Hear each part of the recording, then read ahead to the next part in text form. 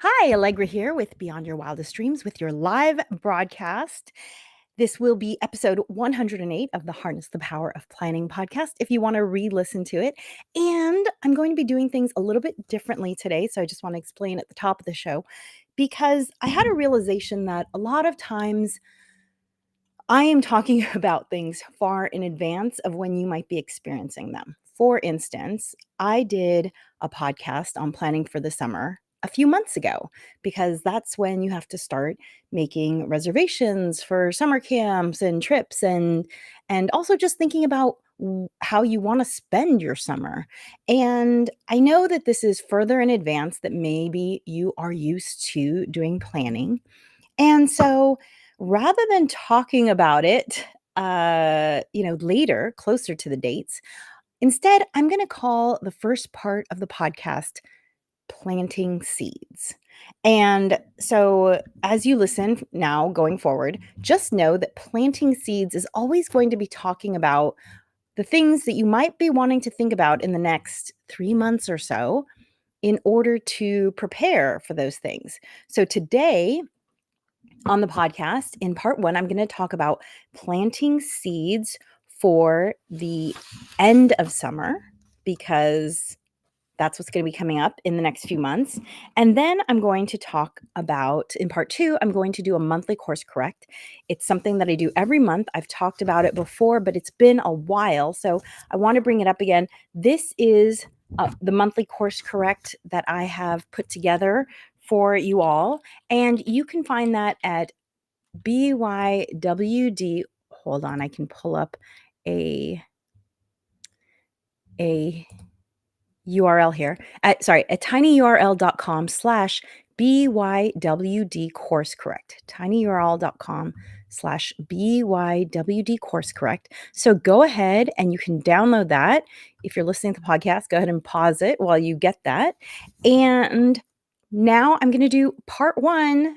Well, not part one, but the first thing I do before I start the podcast, just tell you a little bit about myself. So, Beyond Your Wildest Dreams, I am all about helping you to prioritize yourself and your goals by learning skills like time management and productivity and goal setting, which really all, in my opinion, fall under the heading of planning, which is why I call this podcast the Harness the Power of Planning, because we all have the same number of hours every day, but how we use them, that's what determines what you're able to accomplish. And a lot of planning actually involves prioritization, which I think is the step that a lot of people are missing in their planning.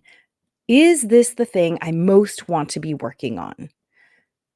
It's so easy in our lives to get caught up in things that are urgent, and then things that are actually important keep getting pushed back further and further because a lot of times important things don't have deadlines attached to them. For instance, you want to go back to school. Well, if you're the only one pushing for that, then there's no timeline that is being enforced on you. However, your boss saying to you, I need this report by end of day today, that has a timeline attached to it. So that's urgent. And so that gets prioritized. And you going back to school, which is important to you, never actually bubbles up because there's no timeline attached to that. So along the way, I talk a lot about prioritization. It's not a sexy term. It's not really a term that I think most people understand the importance of. That's why time management and productivity, people can wrap their heads around time management and productivity. But I really want to talk about prioritization and planning. And so we have my frequent collaborator and I, Natasha, we wrote 4 of these short reads. They're all designed to be read in 45 minutes to an hour. And they are not just books, they are workbooks so that you will be learning as you are reading. You're actually going to do the things that we do. And if you don't know where to start, I suggest starting with 3, 2, 1, done. 3 simple strategies to get your to-do list done. If you feel like you never have enough time, then this will help you. This will help you prioritize, as I just said, prioritization, your to-do list. And then if you're already good on your to-do list, then the next thing, if you feel like you don't take care of yourself enough, well, then get Rock Your Morning. This is all about creating a morning ritual in order to ensure that you are taken care of. My morning ritual keeps me sane and healthy, and it does so much for reducing anxiety and allowing me to focus. Like, I can be here in this moment with you because I have already done a lot of things that I need to do. I've hydrated myself with all sorts of different beverages, starting with warm lemon water is how I start every day. Right now, I'm drinking a cacao green tea mix because I don't love the taste of green tea, but the polyphenols are really good for you. So I add some cacao and it great, fantastic. I've also taken some supplements. I've also already gotten in a good walk where I also do squats and lunges. So I have some good zone minutes logged. So I've already done a lot of these things that are important. There's that word again, important, not urgent, important. I've taken care of these things, which allows me to focus and be present with you right now. Okay, so that's about me. Woo! I guess that cacao and green tea is really, like, giving me that caffeine boost because I feel like I just gave you a lot of information in a short period of time. And for anyone watching live, can you just confirm for me that you can hear me well? Go ahead and type it in the chat because I'm only asking because sometimes I have an issue with my mic if it's not plugged in, but I think it's all fine. So hopefully it's all good because no one's saying anything. Great. Okay, so first things first, if you've been with me before, you know I like to allow a little randomness into my podcast by pulling a card from this little deck. So let's see what this deck has to offer me today. Should show you. I never look at them beforehand. So there is no such thing in anyone's life as an unimportant day. Well, then, hello. There's that word, important, unimportant. Alexander Wolcott. Is that how you pronounce his last name? Okay. There is no such thing in anyone's life as an unimportant day. Alexander Wolcott. Wow. There's so many ways to interpret that. Absolutely. For all of us, this moment that we're in, it's really the only moment that you're actually living. Everything else is in the past or, coming at us. So really, this is the most important moment. And in that way, this is the most important day. I think one of the things that challenges people when it comes to planning is that planning is done in the future, either a month ahead or many months ahead. But we live in this moment, and it can be hard to take the time to plan for that future self. However, there are two things in the productivity world that I have really found to be true. One is that there's this estimate that for every 1 minute you spend planning, you save 10 minutes of doing. And I found that absolutely to be true. I save so much time planning. I also reduce my anxiety a lot because I feel like a lot of anxiety has to do with uncertainty. And when you have planned things, you've created a certain amount of certainty in your life, at least as much as we can. Unexpected things always happen. I know this. I've talked about rebounding from grief and things like the fires that we were dealing with in Southern California in January. Unexpected things always happen. You have to be flexible. Absolutely. However, planning is great at reducing anxiety because it gives you a certain amount of certainty about what is coming. And so, in terms of there's no such thing as an unimportant day, absolutely. We live in today, we plan for tomorrow. But I think what Alexander Wolcott is also getting at is the fact that every day is a chance to do something important. And that's where prioritization really comes in. If something is important to you, what are you doing to work on it? Today is a day to work on that important thing. So join me as we talk about figuring out what's important going forward. Okay, so as I mentioned, I want to tweak the first part of the podcast and call it planting seeds because I just want you to get into the habit of thinking a few months ahead because big things like planning a trip or planning to go back to school or starting a business or writing that book that you want to write. It's easier to think of those things a little bit in the future, not so far that it gives you a pass to not do anything about it, but far enough that you can kind of amp yourself up and get ready for this thing that's going to happen. So, part one of the podcast today, I'm calling Planting Seeds About the End of Summer. Now, the end of summer is sometimes not a big issue. If you don't have school age children in your life, then the end of summer might not be such a big thing. But I'm going to talk about it from both points of view. So, first, if you're a parent, the end of summer is a big deal because school is starting. And this is true if you homeschool like I did for many, many years, or if your kids go to regular school like my kid does now. Because even when you homeschool, there's still a little bit of a lull in summer because maybe some of the extracurriculars you do go on a hiatus, or maybe some people that you work with to provide your child's education take some summer breaks. So even in the homeschooling world, at least the homeschooling world I'm familiar with, there's still a little bit of a break in the summer. Maybe some of the play dates that happen, and I still call them play dates, even if my kid's a teenager. When we were still homeschooling, every every other week, there was a group play date at a local park where she could socialize, and there was always an activity, etc. Okay, so even in the homeschool world, things change during summer. So as you are approaching school starting, here are some things that I do with my kiddo in order to set her up for success for the school year. Okay. First of all, I start making sure she's getting up earlier because if your kiddo's like mine, she is just enjoying the sleeping in.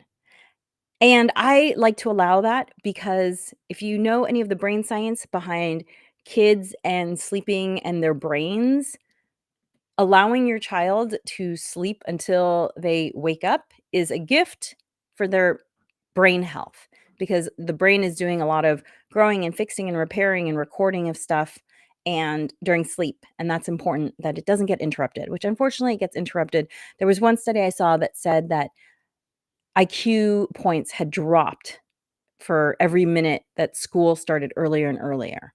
So, and this is even more important at certain ages, like teens, it's even more important for them, which is why some schools now start half an hour or even an hour later.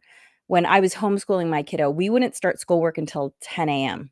So I slowly get her into the process of waking up earlier about 10 days to 2 weeks before school starts, where it's just like, okay, 10 minutes earlier, we're going to get up 10 minutes earlier. And then the next day, 10 minutes earlier. And the next day, 10 minutes earlier, so that she can be ready to get up early for school. So that's one thing I do. The other thing I do for my kiddo is during the summer, I have her continue with a little bit of academic work so that she doesn't suffer from, brain drain where she just doesn't remember anything when the school year starts. Because let's face it, if you're not multiplying polynomials on a regular basis, you might forget. There's so many great ways to do this. I'm a big fan of Summer Bridge books, and I might have a link here to this. I'll put one in the show notes. They're Summer Bridge books. They're workbooks where you just have your kiddo do 4 or 5 pages a day. It'll take them maybe 30 minutes max.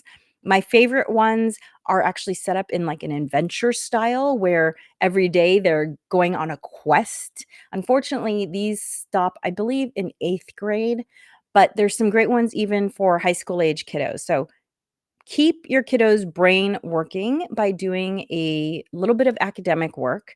It will make the start of the school year so much better. A third thing that I do with my kiddo is towards the end of the summer, I have a conversation with her about what is it that you want to do this school year? What are the grades that you're envisioning working towards? What are the extracurriculars that you want to take part in? How are some ways that you want to grow and learn and experience? Because I think this ideation or visioning or just, contemplating what is it that I want to get out of this school year is just not something that happens on a regular basis. And so asking your kiddo to think, "Hey, how do you want this school year to go?" That's going to get them into the process of thinking about how they want their lives to go and what they want to focus on. For instance, my kiddo, I set up a boundary with her. She has one extracurricular that she does, and she's told me this freshman year of high school that she wanted to do a second extracurricular.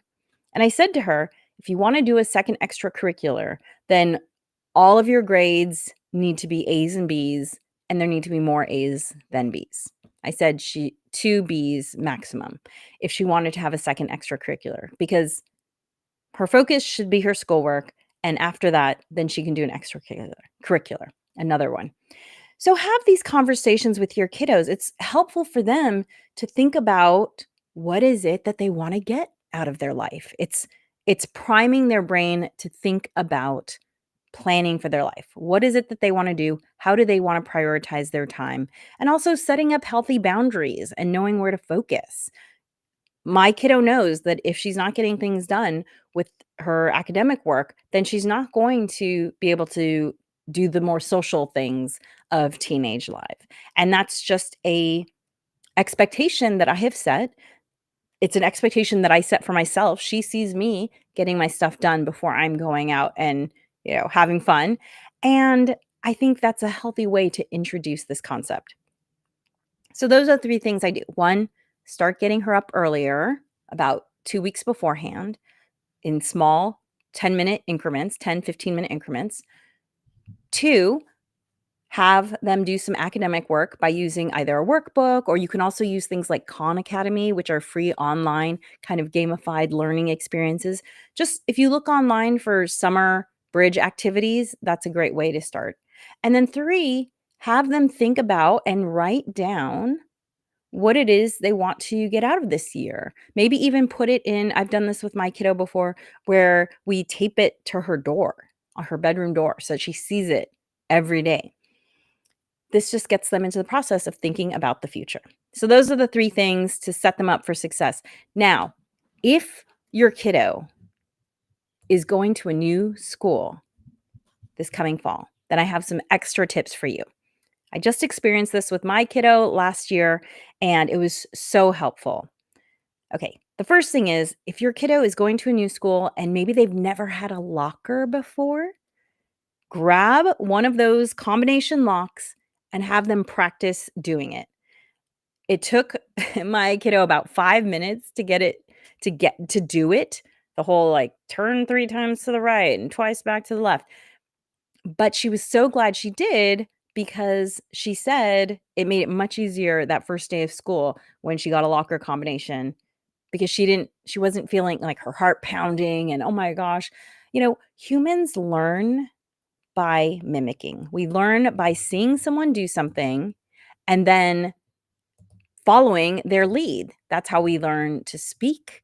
That's how we learn to do a lot of things. My child, it's amazing what she's learned through osmosis just by watching me. For instance, she's an amazing cook. I have done some hands-on teaching with her, but she's also just learned a lot through observation.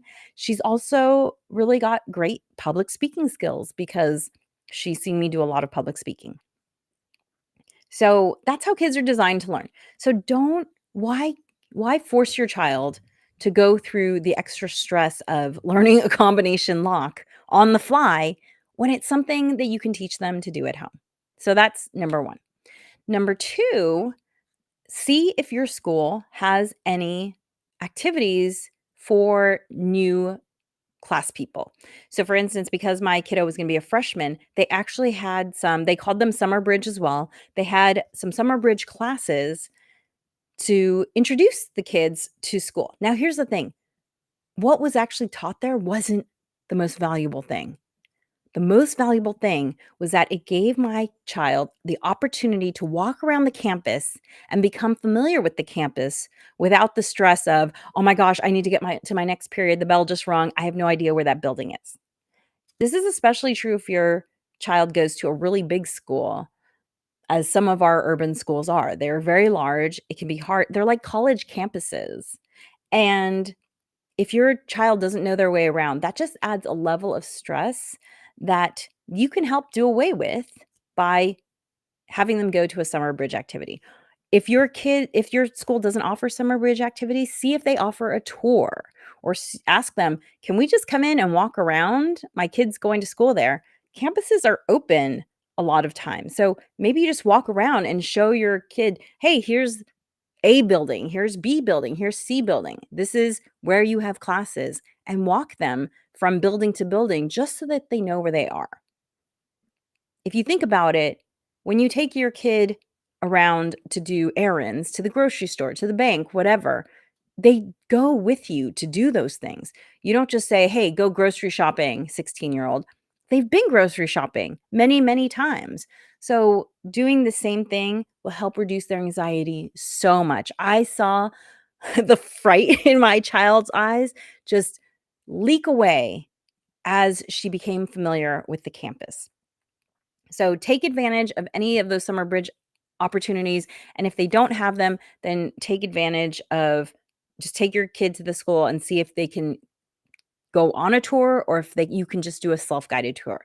It will help them feel so much better.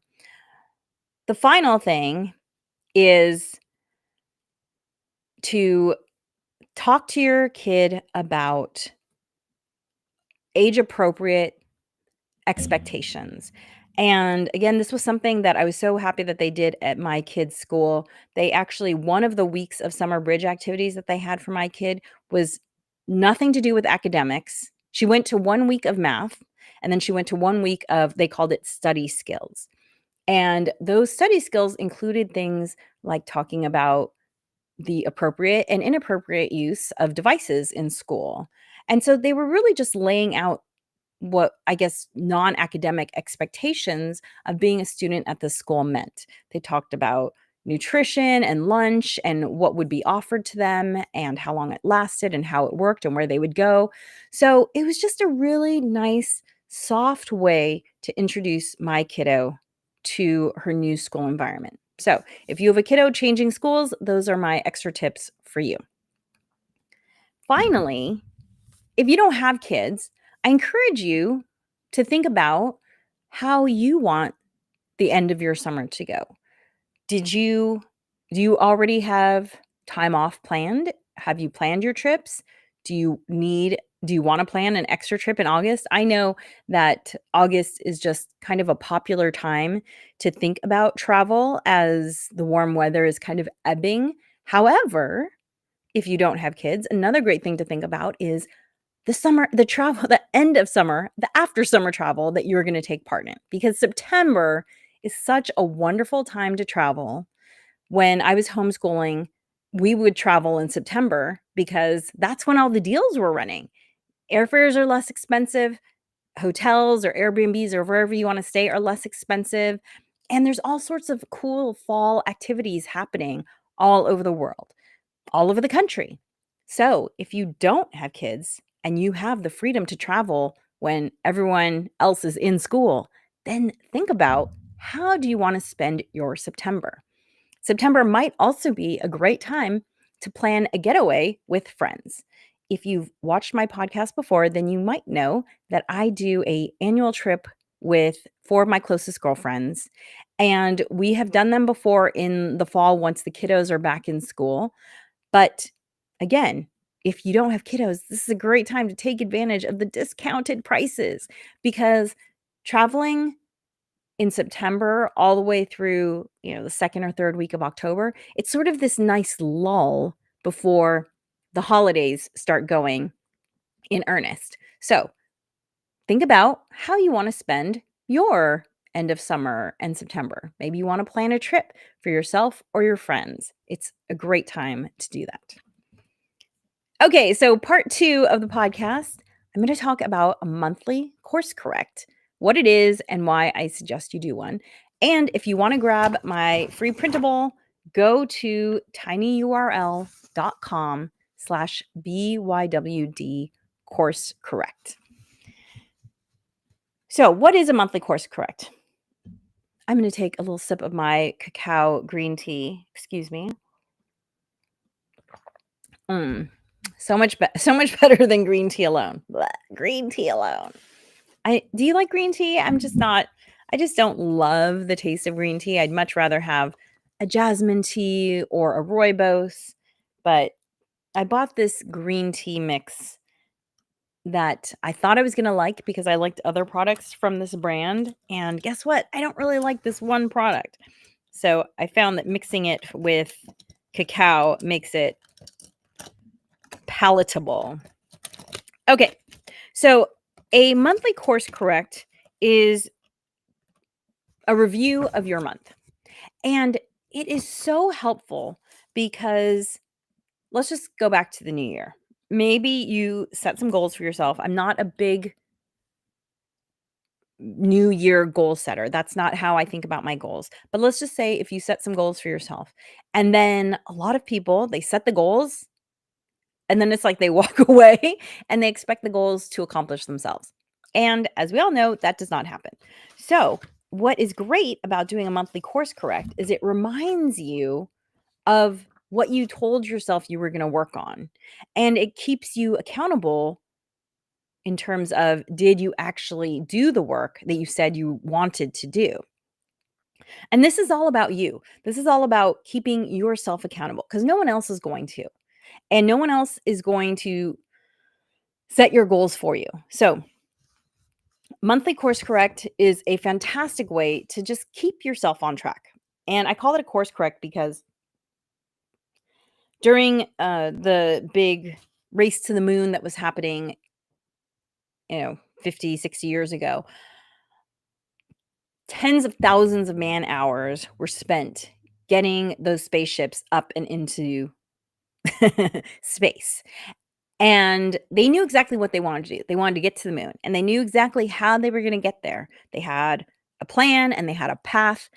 But even knowing where they're going, so their goal and what their path is, the course, they built in course corrects into their navigation plan because space, it's a big place. And if you're off by 1 degree at the beginning, that means you're off by, many, many miles at the end if you keep going on that wrong course. And so that's why it's called a course correct, because even when you're on the right path, even when you know what your goal is, sometimes you just need to tweak and tweak and tweak to ensure that you stay on course. So, what are your tools for the course correct? Well, this printable that you can get at tinyurl.com/BYWD, Beyond Your Wildest Dreams, course correct, all one word. Then I would recommend grabbing a pen. And I like to use a fountain pen because I think it's fun to write with fountain pens. And anything you can do to make this experience more fun for you is good. Because if it's fun, you're going to do it, right? And so here's one of my pens. And I also like to use a specific color ink with my fountain pen. I like this Waterman Mysterious Blue. It's a lovely color. And again, this just makes it fun for me to do the writing. So find a pen that you like to write with. If you want, get a fountain pen. There are all kinds of them. I recommend vintage ones because the quality of the nib does matter. It is different. So get a good quality nib because a good quality nib will make you feel like you're writing in butter. A bad quality nib makes you feel like you're like dragging a pen across the page. It's really painful. It's the difference is gliding versus tearing into the paper.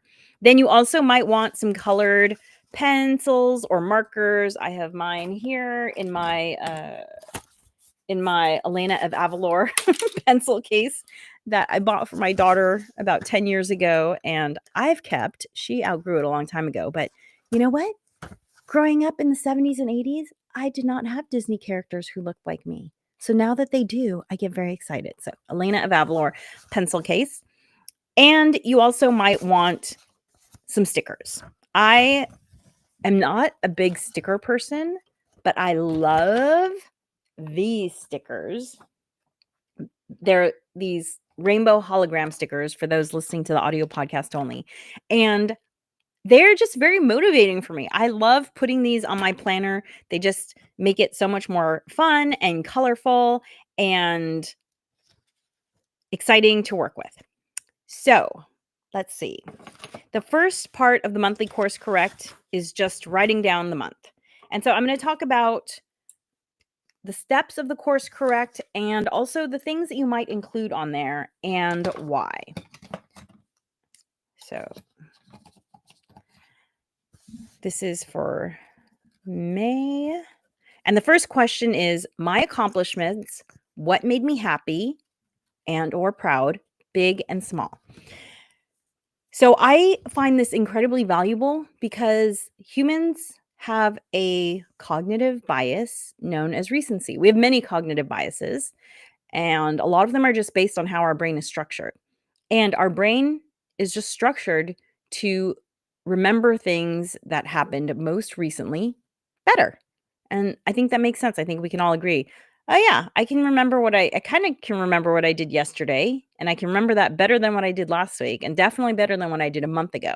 And so the reason why it's important to write down your accomplishments is humans have a tendency to be negative, and it's because we're it's because we live finite lives. And so we're kind of always worried about surviving. I was an anthropology major in undergrad, and so I always think about how we were designed, how we were programmed to live, because the reality is that although our world has changed a lot in the last 100 years, our programming, our DNA, the way we're designed to work has not.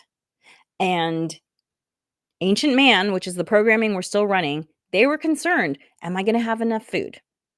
That was their big concern. And so we're kind of always prepared for the negative. And so what writing your accomplishments down does is it helps to counteract that inherent negativity and remind you, oh, look at all the great things that happened to me this month. And I encourage you to write down things big and small. For instance, anything that is helping you to move forward your goals is an accomplishment. So I have a goal of staying in touch with friends and family who are out of town. And in order to do that, every week I write down someone's name and I call that person to re-engage with them. And then when I do that phone call, I give myself a sticker, one of these rainbow stickers, because I did what I said I was going to do. And then when I do my monthly course correct, I write down, spoke to cousin Susanna. Great conversation. So happy to hear about her kiddo's success. That's how small the accomplishment can be for you to recognize it. And guess what? It feels good. It reminds me of that phone call and the feelings that I have towards this cousin. And that's wonderful. So it doesn't have to be, sold a $10 million building. That's not the only accomplishment I want you to write down. I want you to write down anything that helps you live the life you want to live. So whether or not that's calls with friends and family, maybe that's date nights, maybe that is a fun day with your kiddo, maybe that is a fun day for yourself. I actually did something really incredible in May, which was I sang at Carnegie Hall, which I know is like a huge thing if you think about it, but it wasn't something that I've been working towards my whole life. It actually all came out of a self-care practice that I've had for a number of years, which is singing in a choir. I've sang in a choir since I was about 8 years old. I love choral singing as a community experience, and I never thought that singing in a choir would lead me to Carnegie Hall, but it did. I talk about it at great length in the last episode, I think episode 107 of the Harness the Power of Planning podcast. You can also see my 3-minute video on my week in New York. So that was amazing. That was a big thing. But another thing that I did was I booked the date for my next comedy show. So I produce a comedy show here in Los Angeles called Soy Saucy. It features all Latin and Asian comedians because I myself am Latin and Asian, and I thought that would be fun. And what is more Los Angeles than tacos and boba? So I booked my second show. This is a goal I've been working towards, booking a comedy show. I've been working towards this for about 2.5 years. And my goal was to do four in 2025. I think I'm only going to do two because I just want them to be great, and that's what I have the bandwidth for, and you know what? That's fine. Hey, 2 is more than 0, and I would consider that a win. But you notice I'm not even rewarding myself just for booking the date. The comedy show hasn't even happened. It's not until September 7th. It's many months away. But I booked the date, and that is something to be rewarded because that makes it much more likely to happen. I've also booked all the comedians, which I'm writing that down as accomplishment too. So that was fantastic. So these are the sorts of things I want you to write down as your accomplishments, big and small. Okay. There's a question just at the bottom of the accomplishments that says, "Did I reward myself for the above?" Now, rewards are something I talk about in the life design course that I have, Harness. It's also called Harness the Power of Planning. It's a 6-session life design course. You can find out more about that on my website. And some people do really well with rewards. Other people are not motivated by rewards. A reward can be as small as a sticker, honestly. A reward can also be doing something more efficiently, and therefore you just have more time to yourself. So, if you find rewards motivational, great, use them. They don't have to be big.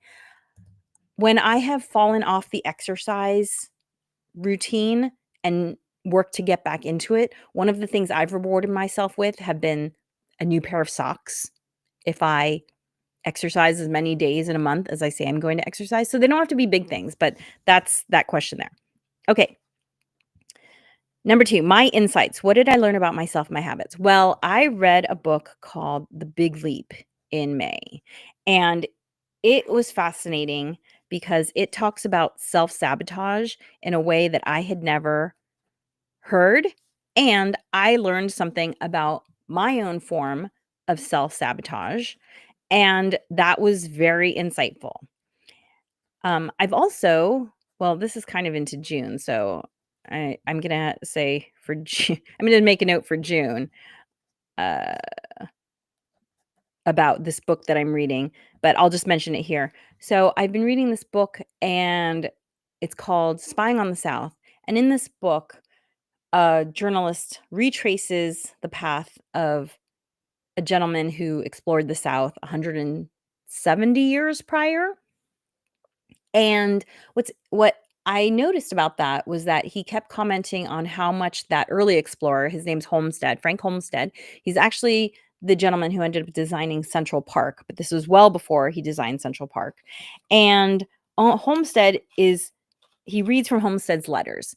And what I noticed about that is that back in the day when we all had a habit of writing letters or journals more, I feel like there was a lot more self-reflection. And I've been doing a lot more reflecting lately. In fact, I re-engaged with a habit of doing a writing prompt every morning. And I have found that to be very productive in terms of clarifying my thinking. And so that was something else that I learned about myself. So write that down. And the great thing about writing down what you've learned is it helps cement it in your brain even more. You might have made an interesting connection while you were driving, but because you didn't write it down, it might kind of be lost to the background. But by writing it down, it helps really cement it in your brain better. And I like to go back and read at the end of the year. I go back and peruse my monthly course corrects, and then it helps me review it and remind me once again, oh right, here's this thing that I thought was really important in the moment. But if you don't capture it, it can just kind of flit away. So that's why that question is included on the course correct. This is kind of in tandem, books, articles, podcasts you read or listened to, what did you learn? A lot of times I find that there's a lot of synergy between these 2 questions. So again, I'm gonna write down these 2 books and what I learned from them. And by the way, if you're not a huge reader, audiobooks are amazing. I probably listen to more books than I read at this point because you can listen in the car. And pro tip, you can also turn a lot of books. Maybe a book has not been turned into an audiobook officially, but if you have an iPhone, I know you can turn on the accessibility feature, which will read a book to you. The voice is robotic, but as long as that doesn't bother you, hey, instant audiobook. And podcasts are also great ways to learn about things. So seek those out. My inspiration, who inspired me, who championed me, I am definitely inspired by these authors, but I've also been inspired by a couple of people who've really been helpful to me in terms of my business and championing my productivity and time management training that I do out in the world, both at conferences and at businesses. So I'm going to write their names down. And both of these people I've already sent thank you notes to. So that's, crossed off my list, but maybe if the people that you put down in your inspiration, if it's someone you know personally, maybe write them a thank you note. It's such a nice thing to do. One of my favorite ways actually to send thank you notes is to use a service called TouchNote. And TouchNote allows you to create thank you cards or postcards, one-offs. And often what I'll do is I'll include a picture of us or of us doing something together. And then I'll just write a little note and dash it off, and it just happens so much easier and faster that way. Touchnote.com, huge fan of that. And so sending a thank you note is just a really nice way to show your appreciation. Okay, next question. Any distractions, fears, or mental blocks? This is a great opportunity to look inside and be honest with yourself about fears you have.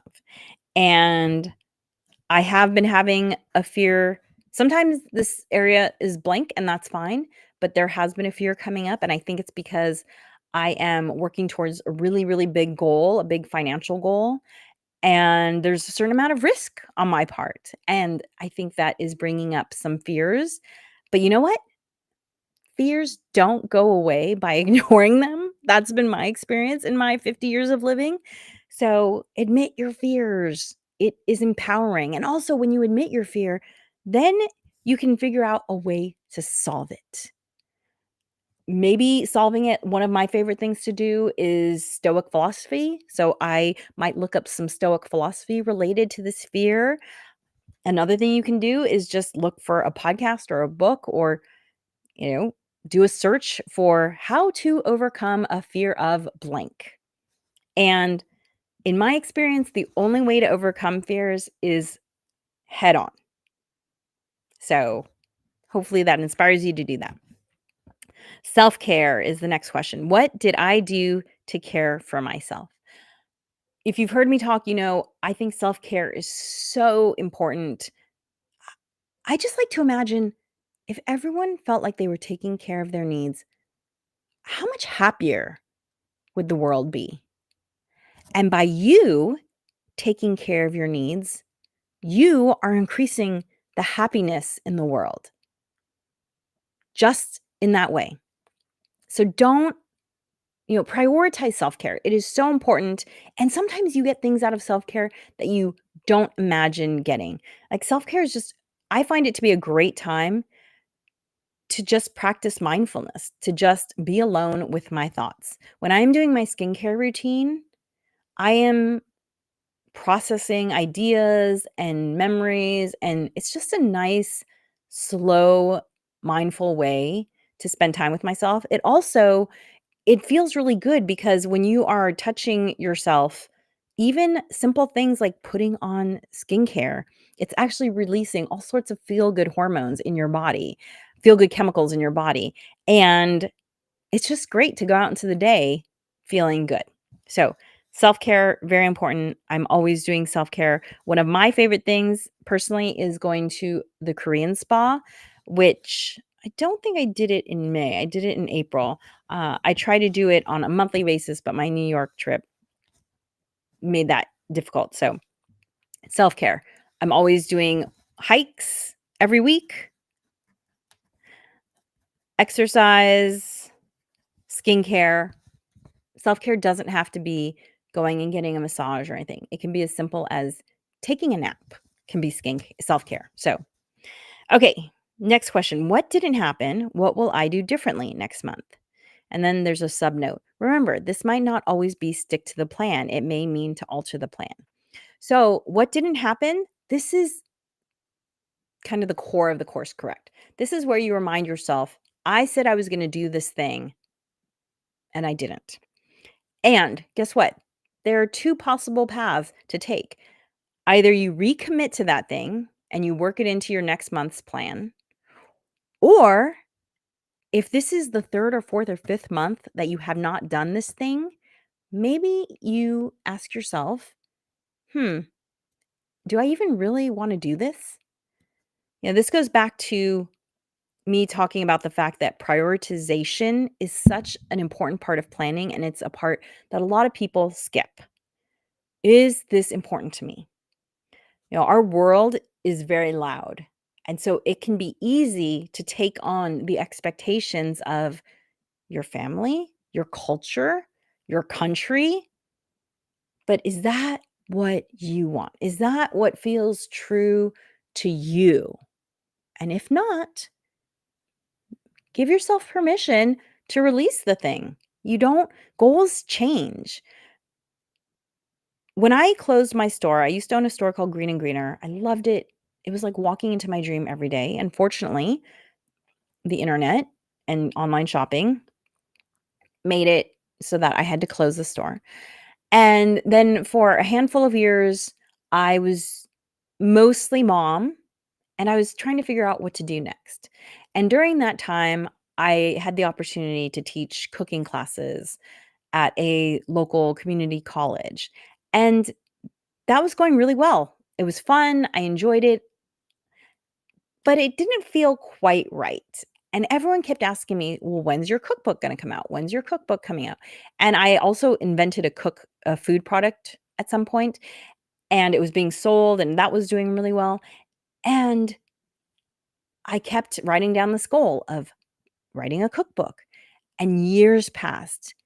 And then I realized that's not what I wanted my legacy to be. I did not want food to be my legacy. I love food, but it wasn't what I wanted to focus on. And everyone had been expecting a cookbook from me. So I had taken that on as a goal for myself. But I realized I didn't want to write a cookbook. No, what I wanted to write were these guys, these time management productivity short reads that I've written and that I am working on another one.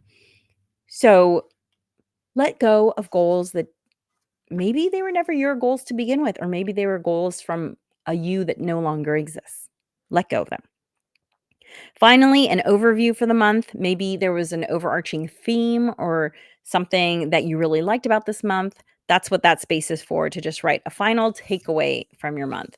And then the flip side of the course correct is what I call a control panel. Again, going back to a spaceship and its control panels. And this is just a fun visual way to look at your month. And this is where I break out the colored pencils, and I especially love using the colored pencils on the assessment wheel. And so here's the assessment wheel. It has these pie wedges. And this is kind of just a fun quantitative way to think about your month. And what I love about this is that once you've been doing it for a while, you start to see the ebbs and flows of the month. So, in my many years of doing a monthly course correct, I can only remember a few months where every single pie wedge was filled out to a 10. So I've probably been doing this monthly course correct now for 7 or 8 years. So only 3 times in 8 years, that means I've done 96 course corrects. So you see, only 3 times have I pegged it to the max, to the 10. And that's really helpful to just remember that, look, every month is not going to be 10, 10, 10, 10, 10, 10, 10, 10, 10. That's just, that's just not realistic. But it's also fun to see your progress in things. Like, I feel like I've really been doing really well with my health, which I feel like I've been working back on my health ever since my father passed away 5 years ago. And also, I've gotten really a lot deeper into perimenopause. So that's been something that I've really been working on. And so you just fill it in using different colors. And then the funometer is, self-explanatory. Did you have fun? Because honestly, if you didn't have some fun this month, what's the point? There's always fun everywhere, whether it's a board game or doing some dance or exercise or hiking. I love my weekly hikes with my girlfriends. That is so fun to me. So, did you have fun? And what was my average integrity? Did I do what I said I was going to do? This is just you saying to yourself, I give myself a 5. I did half of what I said I was going to do. Whatever. Again, there's no judgment on this. This is just a snapshot of your life at this day and time. And by doing a snapshot every month, it gives you a great opportunity to look back and just say, oh, I improved. Or, oh, I'm a little lower. I want to give a little more effort next month. It's not about judgment. It's just about progress. It's about seeing your progress and where you are today. The only one here that requires a little more explanation is the monthly habit tracker. Every month, there are things that you're going to be working on because these things will move you towards your big life goals. And this is something I talk about at great length in the Harness the Power of Planning course. But anything that you want to improve, let's just make it a simple snapshot. Anything you want to improve, for instance, maybe you want to drink more water, get up earlier, see friends more often, anything that you're working towards. And maybe you want to make more sales calls. You are going to write that down as a monthly goal. And then every week, you're going to see how many days you can do that. And let's say you set a goal for yourself of you want to get in 20 days of exercise. So you'd have on your habit tracker here the monthly goal 20, and then you're keeping track of it over the month and you're writing down, so the activity would be exercise, your goal would have been 20, you count up how many actual days you did, so maybe it was 15 out of the 20, and then that percentage would be 75% because 15 of 20 is 75%. And I always tell people it's about progress, not perfection. If you hit 70% of your goal, I consider that a win. I would consider that sticker worthy. Give yourself a little sticker, high five yourself in the mirror. It's actually been shown that high-fiving yourself actually creates a positive chemical reaction in your body. So write down the activity, your goal, your actual, your percentage, and then celebrate, reward yourself. And celebration can be as simple as high five. Yay, I did what I said I was going to do. I'm giving myself a sticker. And this just helps to keep you on track and moving forward. And again, it's all about progress, not perfection. So thank you for joining me today. I hope you learned something. Please like and subscribe and rate my podcast. It really helps and it's costs you nothing to do it. Just a simple boop. You can rate my podcast. I really appreciate it. And if you are ready to take your planning to the next level, consider checking out my course, the Harness the Power of Planning course. You can do an on-demand version at tinyurl.com/HPOP on demand. Hey, summer might be the perfect time to do this. It's 6 sessions. I recommend doing 1 session a week, so it's not a huge commitment. And summertime, hey, you could start the fall with a whole new vision for how you want to plan for the next year. And you don't have to wait for the new year to create a new plan for your life. The beginning of the month can be the new beginning. The beginning of the week can be the new beginning. Tomorrow can be the new beginning. Any time is a great chance to work on who it is that you want to be. Thank you for joining me. And as always, remember, planning makes everything easier.